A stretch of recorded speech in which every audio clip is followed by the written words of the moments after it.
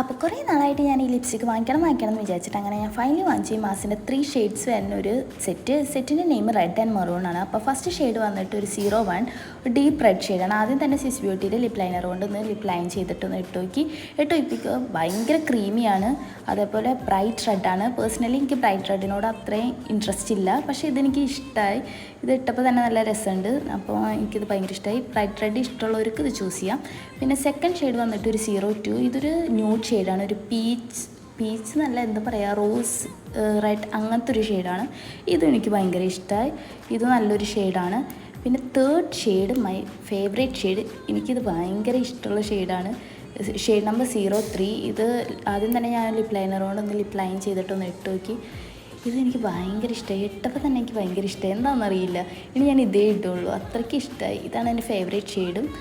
ഇത് ഇട്ടപ്പോൾ ഭയങ്കര രസമുണ്ട്. അപ്പോൾ ഇത്രയേ ഉള്ളൂ. ബൈ.